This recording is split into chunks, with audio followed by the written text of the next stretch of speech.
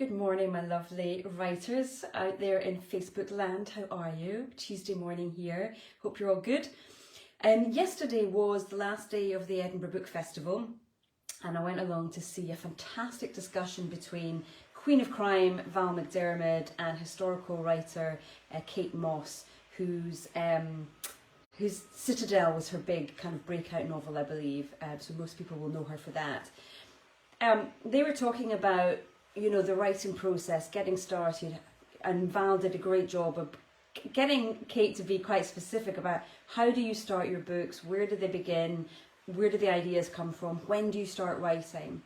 And Kate was saying that for her it all starts with place.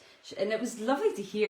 We do sound like mad people writers, but it was lovely to hear because she was saying, it's for her it starts with place. For some it's very much character, but for her it is place. She goes somewhere and the place speaks to her, and she was describing it as hearing these kind of whispers in her ear, and there's voices coming through, all these whispers wherever she is in the place. If she hears nothing, she knows there's not a story there for her, but as soon as she starts hearing those little whispers, she knows that there's a story for her. And what came out from that is she doesn't know what's going to happen. She doesn't know how that's all going to fan out. All she knows is she's got a place, and one by one her characters come on a stage and they start telling their story. She doesn't know everything about it. She doesn't know exactly what's going to happen. And that was something that Val was nodding her head in agreement with. They were mentioning Ian Rankin, who's a crime writer, a very famous crime writer here in Scotland. He writes the Rebus character, the Rebus books, which you may know from the TV show. But again, he says, I don't know who the killer is. I don't know who the murderer is. I just have this idea and I get writing.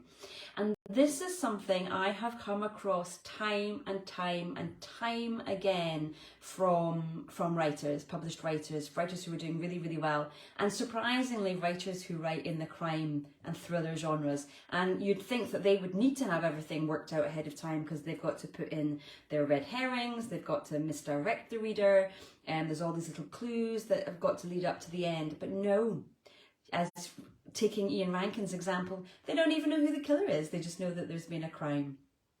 So I really, really, really urge you to, if you know that this is what's holding you back, that you're waiting to have everything worked out before you start, I cannot encourage you enough to stop doing that. Just get writing. Take what you've got, take where you're at, take what you know already, and just get writing. And I promise you from my own experience as well, that those little nuances, little details, the little things that you cannot plan for, they come out in the writing process. So much happens. All the gold, the gem, the magic, that comes in the writing the book itself. It doesn't come in the planning. You can do as much planning as you want, but you won't get the golden nuggets in there. So do what all of the other writers are doing, all of these successful writers, even the crime writers and the thriller writers. Take what you've got and get started, because the rest is procrastination. And in your heart of hearts, you know this.